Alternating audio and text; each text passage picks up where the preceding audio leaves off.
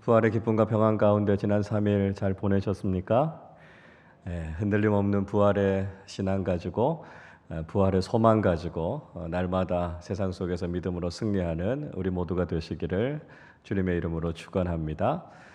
우리 지난번에 나눴던 말씀 한번 생각해 보겠습니다. 예수님께서 모욕을 당하셨던 내용들, 그리고 예수님께서 법정에 끌려가셨던 내용들 우리가 함께 생각해 보았습니다. 세상은 계속해서 복음을 가두어 두려고 한다라고 하는 거죠. 그리고 복음의 능력을 무시하고요, 폄하하려고 한다라고 하는 것이고, 끊임없이 복음을 조롱하고 공격하고 있죠. 그러니까 세상의 본질이 그렇다라고 하는 것입니다. 그래서 세상이 우리를 공격해 올지라도, 복음의 능력을 가볍게 여긴다 할지라도 우리는 복음의 참된 가치가 무엇인지 알고 있지 않습니까? 복음이 가지고 있는 능력이 무엇인지 알고 있으니까요. 세상 앞에서 우리가 주눅들 것이 아니라 복음의 능력을 붙잡고 의지하고 살아야 한다라고 하는 것을 우리는 기억해야 된다는 것이죠. 세상은 자신의 권력 앞에 교회와 복음을 세우려고 합니다. 그리고 자신들의 기준을 가지고 판단하고 심판하려고 하죠. 그러나 분명한 것이 있습니다. 우리는 세상의 판단을 받는 사람들이 아니에요. 그렇죠? 세상은 우리를 판단할 수 없고요. 오직 우리를 판단하실 수 있는 분은 하나님 한 분밖에 없습니다. 그래서 세상이 자신의 힘을 가지고 우리를 함부로 하려고 해도 우리는 담대해야 한다라고 하는 것이고요. 세상의 힘과 권력을 의지하는 것이 아니라 우리는 영적인 권위를 분명히 회복하는 그런 그리스도인과 교회가 되어야 한다는 것입니다. 세상을 살아가는 동안 우리가 정체성을 분명히 하는 것이 참 중요하다 하는 말씀을 드렸습니다. 그게 우리에게 유익이 되든지 때로는 그것이 우리에게 손해가 된다 할지라도 우리가 그리스도인이다라고 하는 분명한 정체성을 가져야 하고요. 날마다 영적인 권위를 회복하는 삶을 살아갈 때 교회가 교회됨을, 또 그리스도인이 그리스도인으로서의 역할을 잘 감당할 수 있게 된다라고 하는 이야기를 우리가 지난주에 함께 나누어 보았습니다. 오늘부터 우리가 누가복음 23장 말씀을 살펴볼 텐데요. 특별히 복음에 대해서 대적했던 지도자들 이야기를 오늘은 좀 나누려고 합니다. 빌라도와 헤롯에 대한 이야기를 좀 나눌 텐데요. 그 이전에 결국 예수님을 십자가에 못 박았던 것은 유대인들, 유대 종교 지도자들의 시기함이 있었다라고 하는 걸 우리가 잘 알고 있지 않습니까? 그래서 예수님께서 누구에 의해서 고발을 당하셨는지, 그리고 예수님께서 어떤 내용들을 가지고 고발당하셨는지 우리가 이 내용들을 먼저 좀 살펴보는 것이 필요할 것 같습니다. 그래서 첫 번째는 예수님에 대한 고발에 대한 이야기를 좀 살펴보려고 합니다. 먼저 우리가 생각하려고 하는 건 뭐냐면 고발의 주체가 누구냐라고 하는 겁니다. 누가 예수님을 고발했는가라고 하는 거죠. 우리가 모르는 이야기는 아닙니다. 자, 오늘 본문에서 한번 살펴보겠습니다.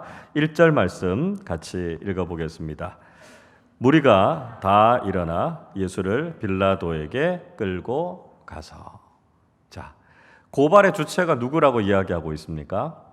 무리다 이렇게 이야기하고 있죠. 무리, 플레도스라고 하는 말인데요.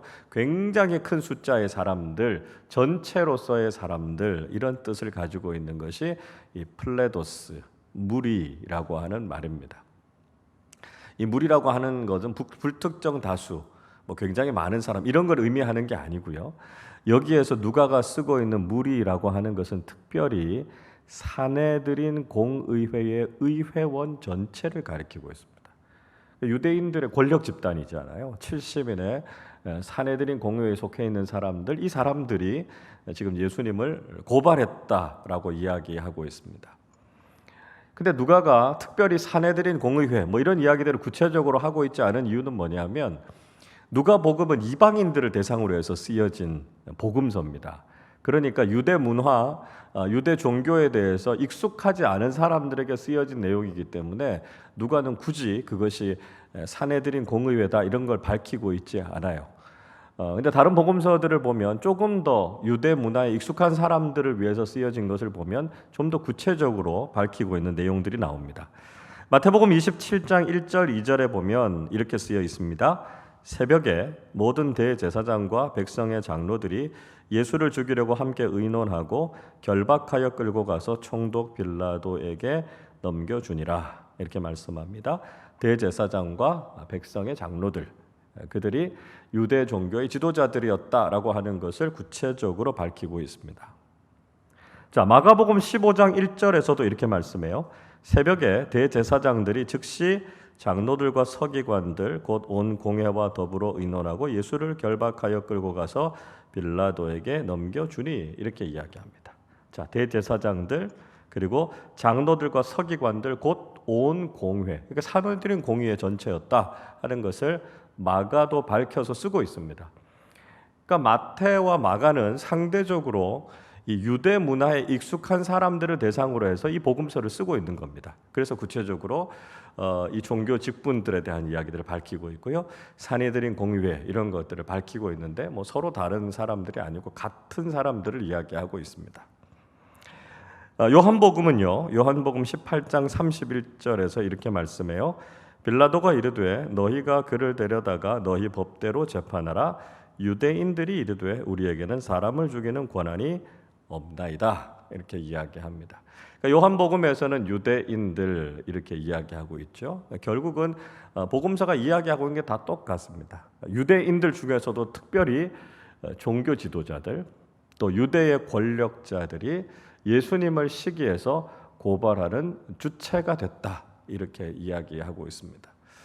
자, 그러니까 유대인들이고요. 또 유대의 지도자들이니까 어떻습니까? 누구보다도 하나님의 뜻을 잘 알아야 되는 사람들 아닙니까? 예수님을 딱 보면 저분이 메시아다. 누구보다 빨리 알아야 되고 예수님의 편에 서야 하는 사람들이 이 종교 지도자들인데요. 오히려 이들이 예수님을 반대하고 예수님을 시기하는 일들을 했다라고 하는 것이죠. 자, 여러분, 우리는 어떻게 살아야 되겠습니까? 하나님의 말씀을 아는 우리가 주님을 위해서 주님의 편에 서서 살아가는 사람들이 되어야 한다라고 하는 것이죠. 우리가 하나님을 안다고 하면서도 하나님을 영화롭게도 하지 않는 죄악된 삶이 아니고요. 우리가 알고 있는 만큼, 우리가 이미 경험한 만큼 우리는 더욱더 주님을 위한 삶을 살아가는 사람들이 되어야 한다는 거죠. 유대인들처럼 잘 알고 있다고 하는 사람들이 오히려 예수님을 적대시했던 그런 모습이 아니고요. 아는 만큼 우리가 더욱 주님을 위해서 헌신하면서 살아가는 믿음의 사람들이 되어야 된다라고 하는 것을 깨닫게 되죠. 자, 이렇게 유대인들, 유대 종교 지도자들이 예수님을 고발했습니다.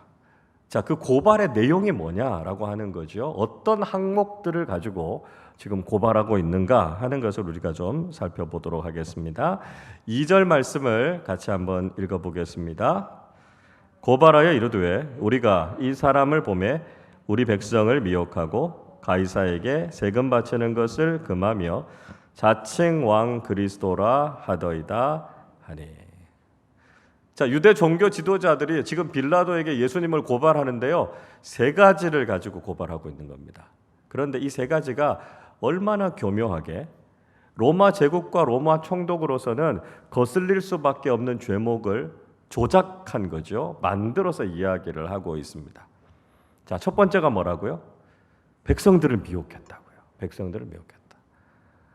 그러니까 미혹하다라고 하는 건 잘못된 길로 이끌어가다는 거죠. 그래서 뭔가 무리를 짓고요, 소요를 일으키고 폭동을 일으키고 이런 일들을 했다라고 하는 겁니다. 그러니까 예수님께서 혹세무민하는 일을 했다, 이렇게 지금 고발하고 있는 겁니다.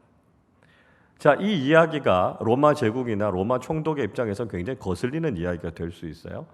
로마 제국은 피지배 국가들을 다스릴 때 다른 제국들에 비해서는 상대적으로 굉장히 좀 온건하게 다루었습니다.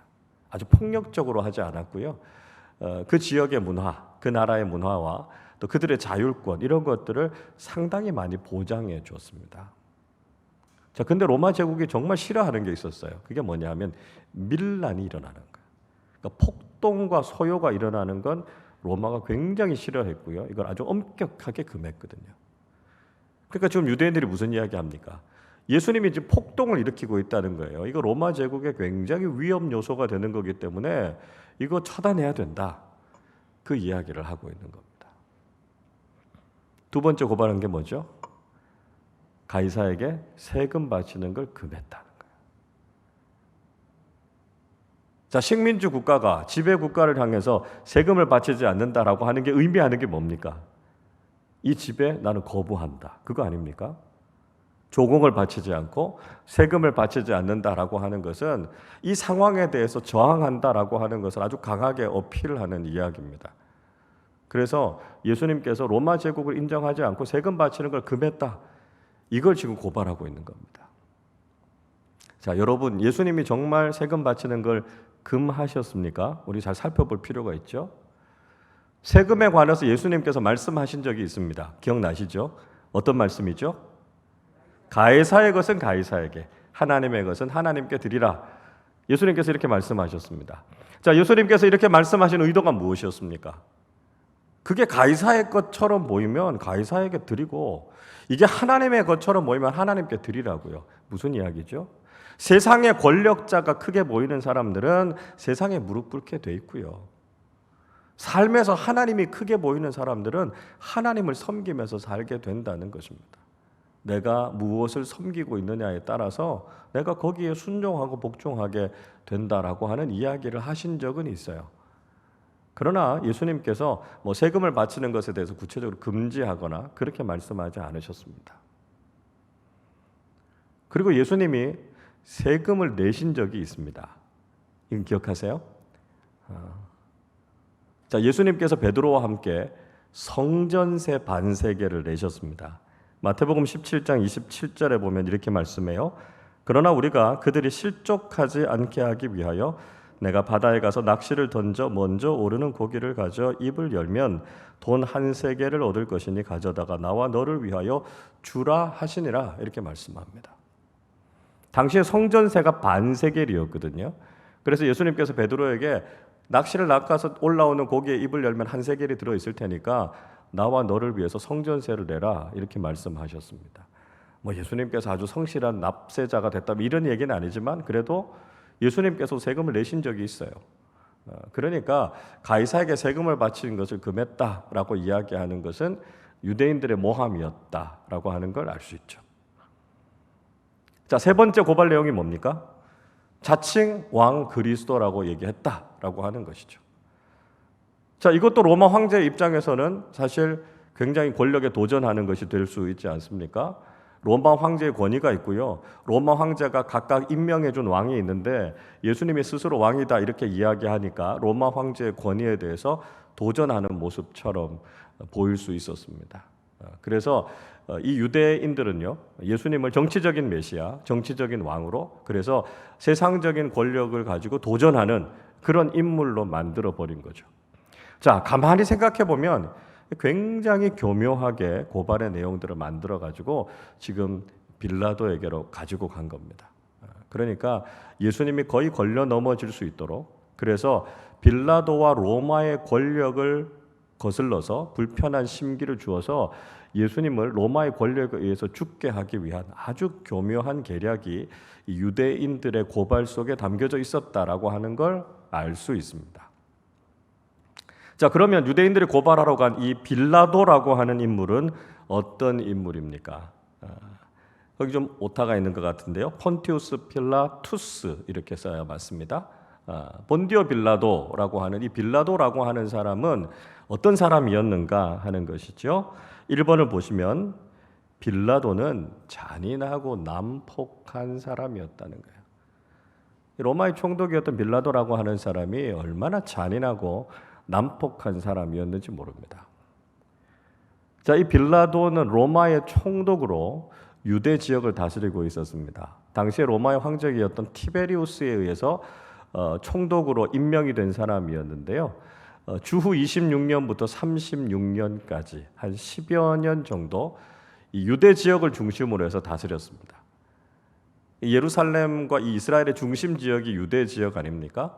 근데 유대 지역만 다스렸던 것이 아니고요. 유대 지역의 남쪽이었던 이두메라고 하는 지역, 그 다음에 북쪽이었던 사마리아라고 하는 지역을 다 같이 다스렸던 사람이 바로 이 빌라도라고 하는 사람이었습니다. 자, 그런데요, 빌라도가 굉장히 잔인하게 통치를 했던 사람입니다. 그래서 정치적인 그 숙적들 또 반역자들에 대해서는 뭐 정상적인 재판도 거치지 않고 그냥 죽이는 일들을 그냥 서슴지 않고 했던 사람이 바로 이 빌라도라고 하는 사람이었습니다.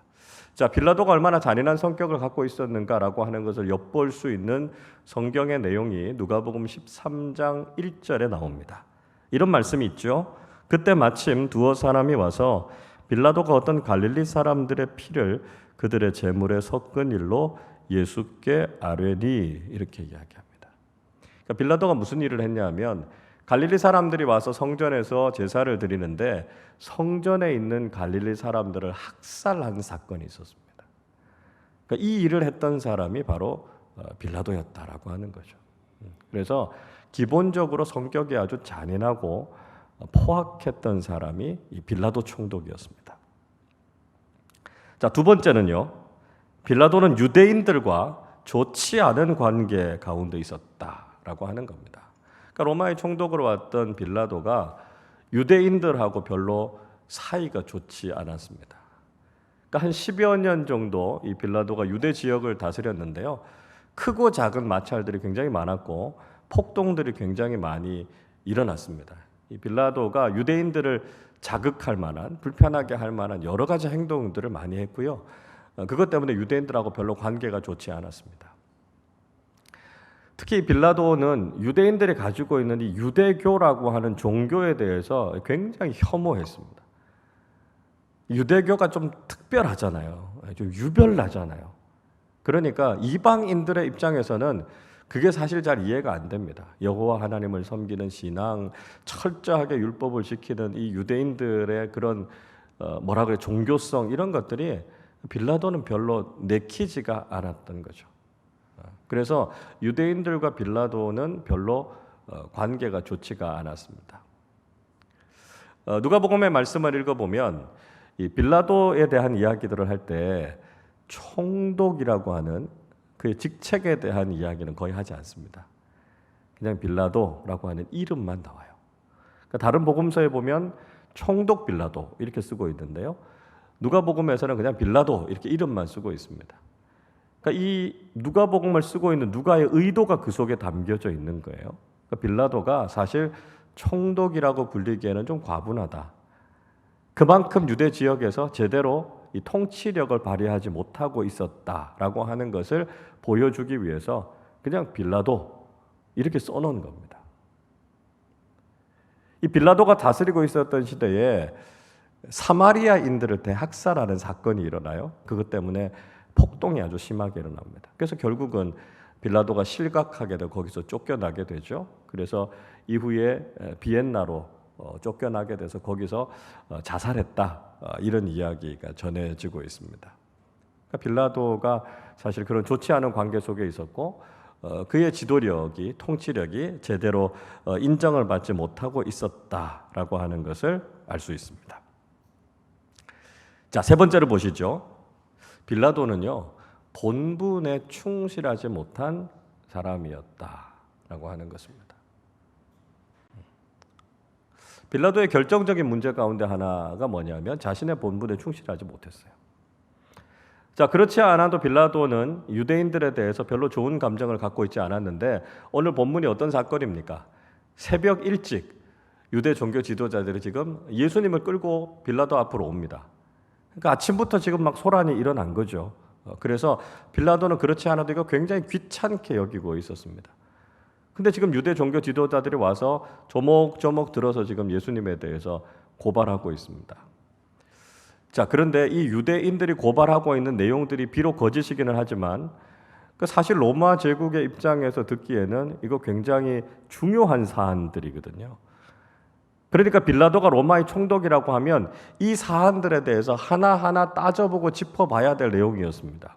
정말 폭동을 일으켰는지, 정말 가이사에게 세금을 바치는 걸 금한 건지, 정말 스스로 왕이라고 하고 그런 세속적인 권력을 추구했는지 이런 것들에 대해서 자세하게 묻고 면밀하게 조사하고 판단을 내려야 되는 거죠.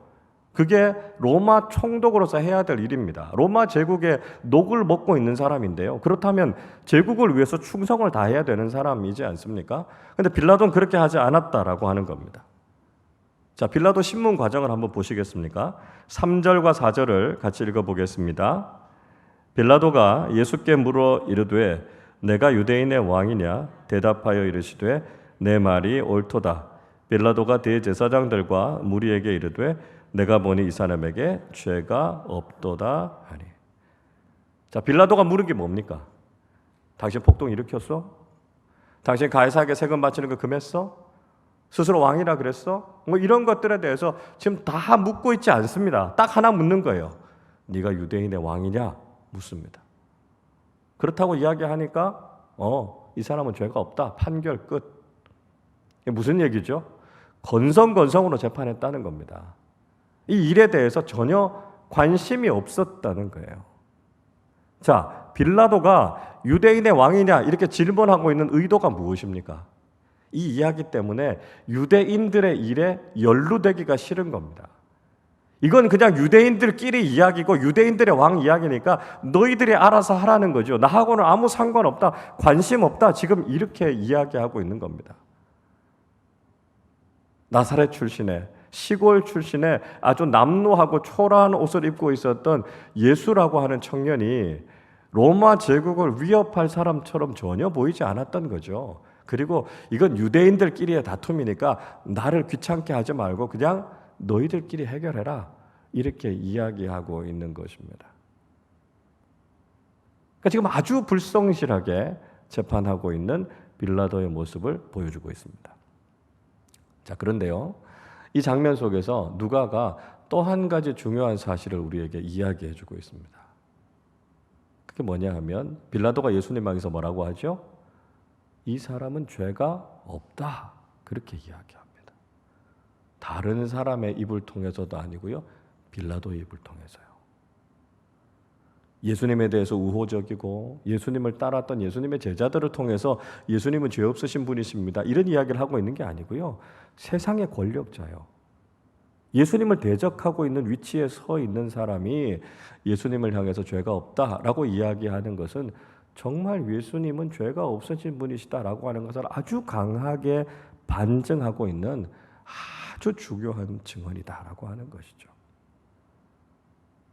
물론 이것이 로마의 총독으로서 자신의 양심과 권위를 걸고 한 제대로 된 재판이거나 증언은 아닙니다.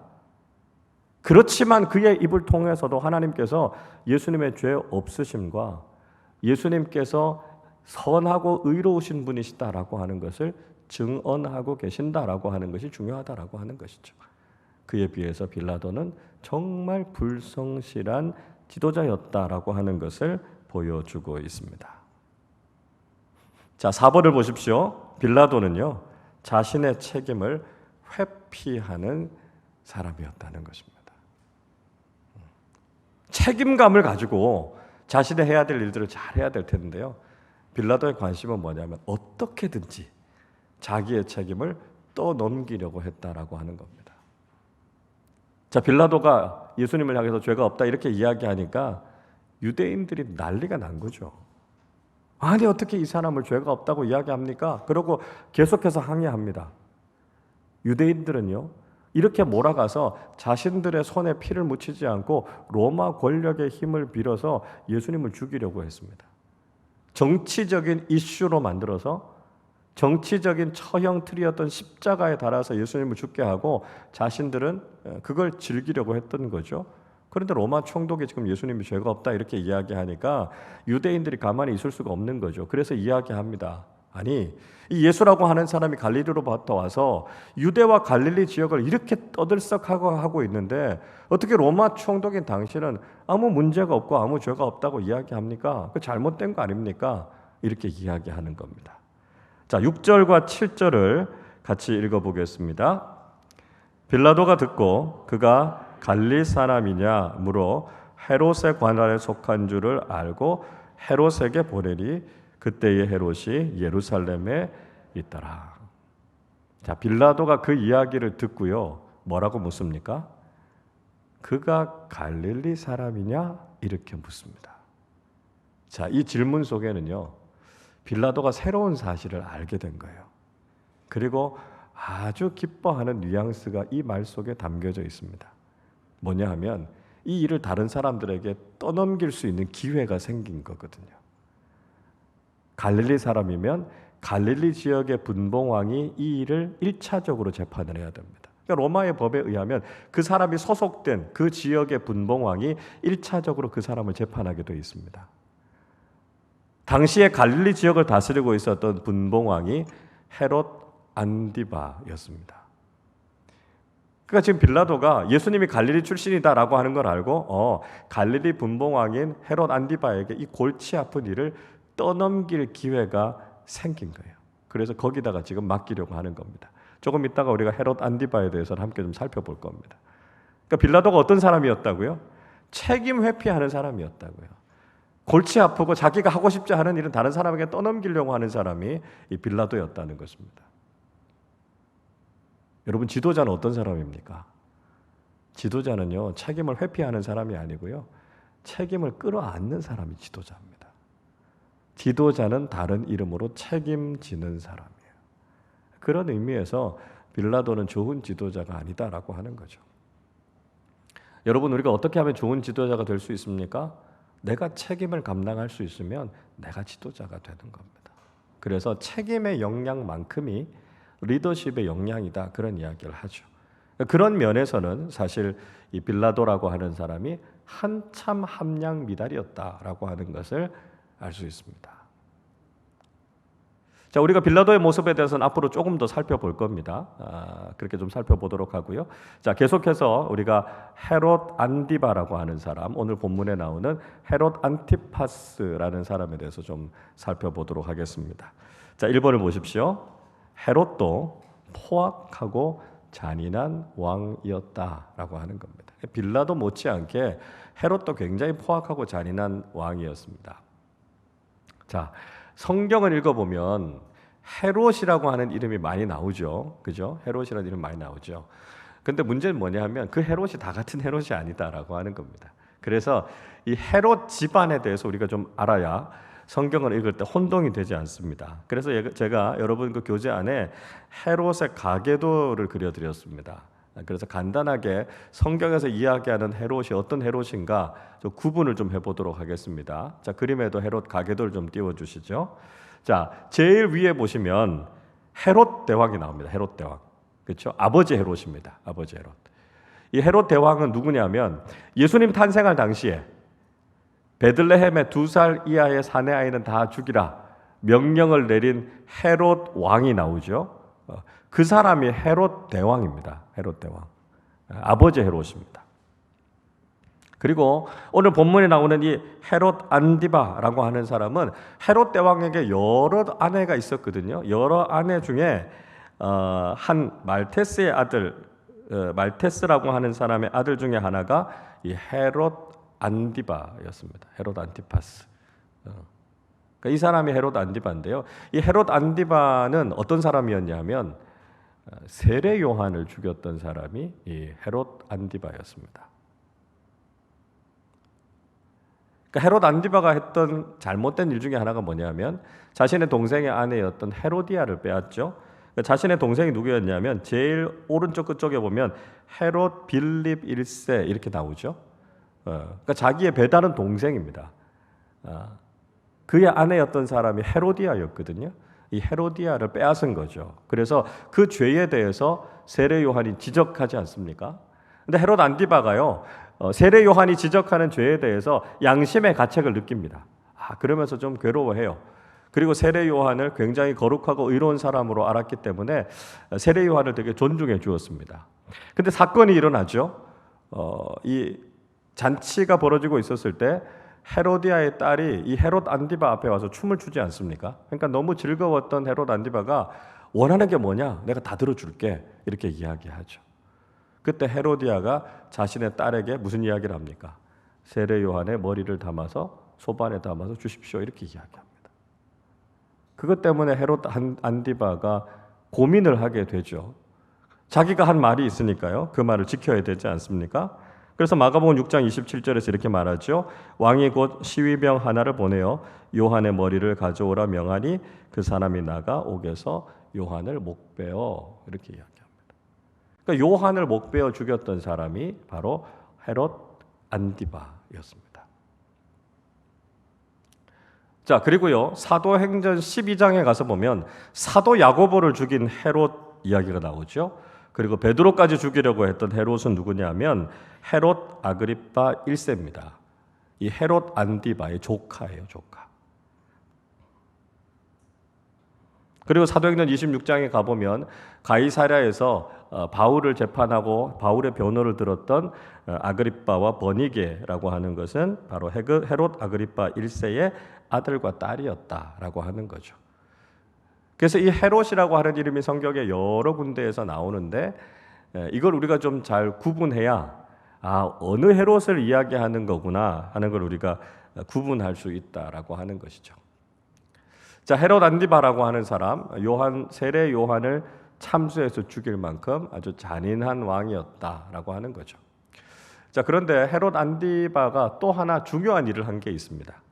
그게 뭐냐 하면 예루살렘 성전을 재건하는 일을 했습니다. 이 헤롯 안디바는 순수한 유대인 혈통이 아니었어요. 에돔 출신, 이둠의 출신 사람이었습니다.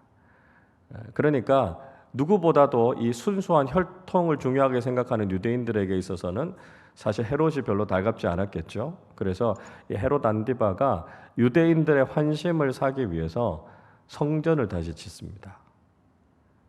그래서 주후 20년부터 성전 재건 사업을 시작해서 주후 68년에 이 성전을 다 완공하게 됩니다. 약 한 48년 정도 걸려서 성전을 다 완공한 것으로 그렇게 알려져 있습니다. 자, 이 내용이 성경에도 기록되어져 있죠. 요한복음 2장 20절에 보면 이렇게 말씀합니다. 유대인들이 이르되 이 성전은 46년 동안에 지었건을 내가 3일 동안에 일으키겠느냐 하더라. 이렇게 이야기합니다. 자, 예수님께서 성전을 정화하시고 난 이후에 예수님께서 말씀하시죠. 이 성전을 헐라 내가 3일 만에 다시 세우겠다 말씀하죠. 그러니까 유대인들이 뭘 이야기합니까? 헤롯이 성전 공사하고 있는 걸 이야기하면서 이 성전이 46년 동안 지어졌다 그런 이야기를 하고 있는 겁니다. 그러니까 이 성전 재건 사업을 했던 사람이 바로 헤롯 안디바였다라고 하는 것이죠. 유대인들의 환심을 사기 위해서 이런 일을 하기는 했지만 헤롯 안디바도 굉장히 잔인하고 포악한 왕이었다라고 하는 겁니다. 2번입니다. 헤롯은 세속적인 호기심을 가진 사람이었다는 겁니다. 헤롯의 관심이 어디 있었느냐라고 하는 거죠. 이 세속적인 일들, 세속적인 호기심에 관심을 갖고 있었던 사람이 헤롯이었다는 거죠. 8절 읽어보겠습니다.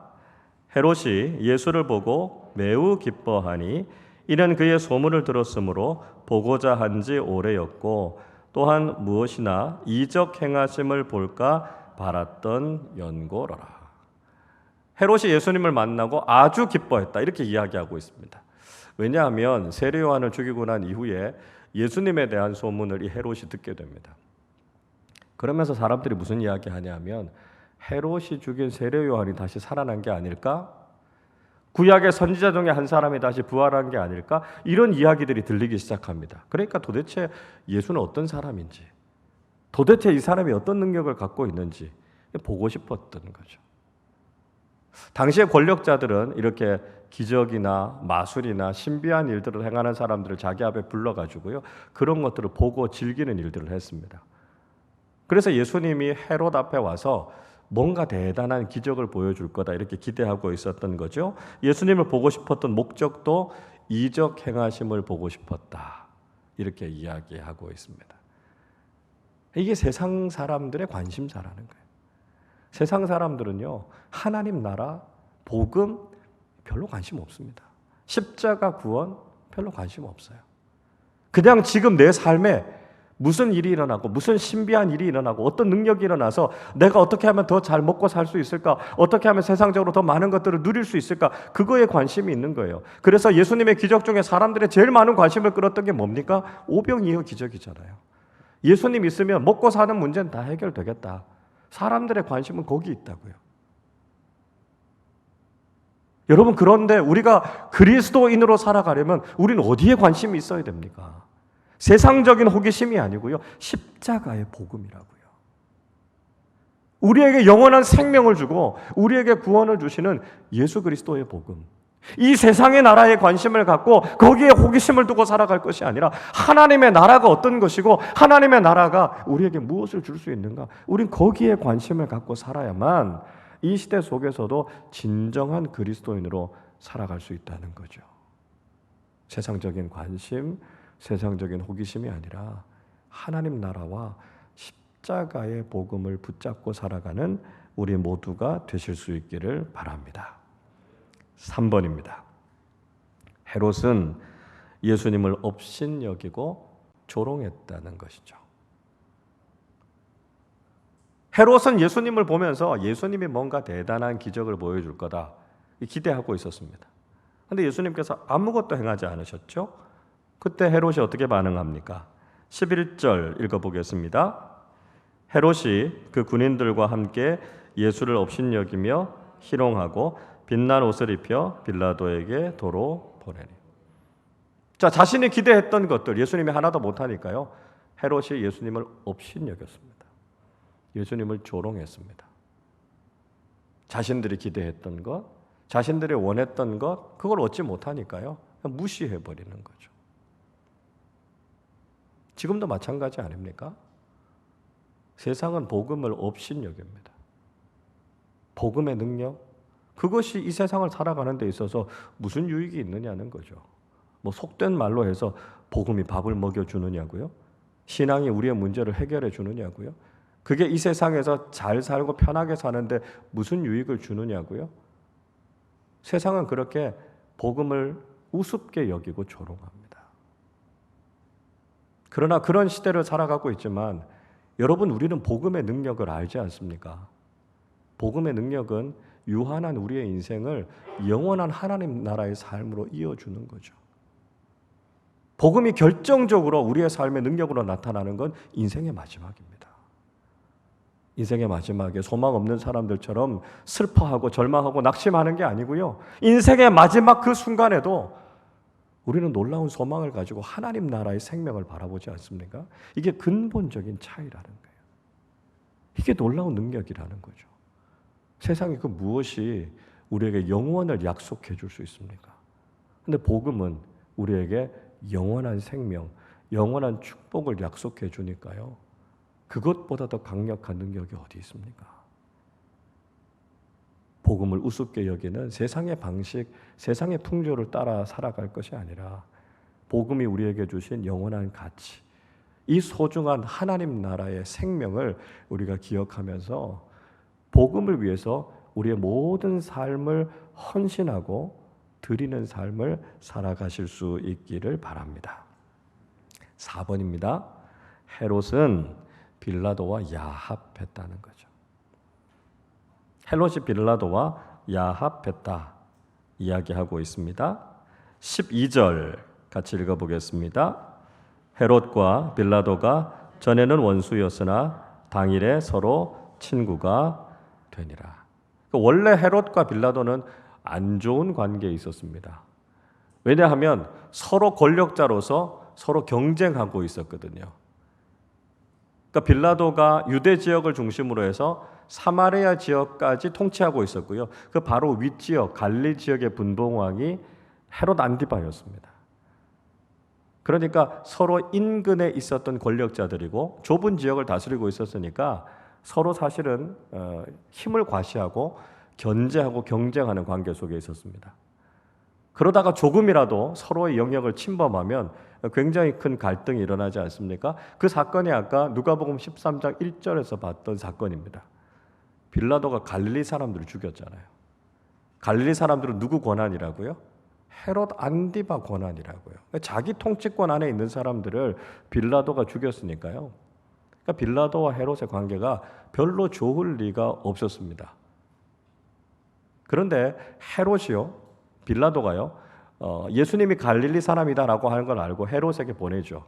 이건 아주 고도의 정치적인 논리가 깔려져 있는 선택이었습니다. 그러니까 뭐냐 하면 예수님이 갈릴리 사람이니까 예수님을 재판하는 일을 헤롯에게 맡긴 겁니다. 그러니까 마치 헤롯의 통치권과 권위를 인정해 주는 것처럼 보이잖아요. 그러니까 이전에 좀 그런 문제들 때문에 관계가 안 좋았는데요. 그 관계를 개선할 수 있는 여지가 생긴 겁니다. 그리고 또 빌라도의 입장에서는 이 유대인들의 껄끄러운 문제 여기서부터 벗어나고 싶었는데 잘 됐다. 이거 헤롯한테 맡기면 되겠다. 이렇게 된 거죠. 그러니까 빌라도에게는 이게 일석이조의 효과가 있었다라고 하는 것입니다. 자기의 유익을 위해서, 악한 목적을 위해서 세상 사람들은 언제든지 손을 잡기도 하고 서로 등을 돌리기도 한다는 거예요. 이게 세상적인 방식이죠. 대의를 위해서, 거룩하고 큰 뜻을 위해서 세상 사람들은 그렇게 함께 하지 않습니다. 짧은 시야, 자신의 유익과 이익을 위해서 이합집산하는 것이 세상 사람들의 모습이다라고 하는 거죠. 여러분, 적어도 우리가 그리스도인이라면 그런 모습으로 살아서는 안 된다는 거죠. 우리는 어떤 모습이어야 합니까? 우리는 거룩하신 뜻을 위해서 하나 되어야 합니다. 그게 하나님 나라 아닙니까? 예수 그리스도의 복음 아닙니까? 하나님께서 우리에게 주신 사명을 위해서, 복음에 합당한 삶을 위해서 우리는 거룩한 믿음의 공동체를 이루어야 하는 것입니다.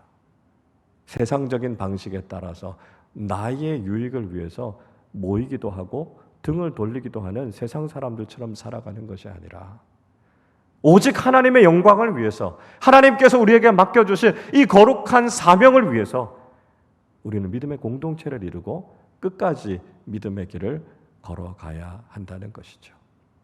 세상의 악한 지도자들처럼 그릇된 길, 잘못된 선택을 하는 것이 아니라 하나님께서 우리를 불러주신 부르심에 합당하게 이 세상 속에서 선한 영향력을 미치며 살아가는 크리스천 지도자들로서 예수 그리스도의 제자로 살아가는 우리 모두가 되시기를 주님의 이름으로 축원합니다.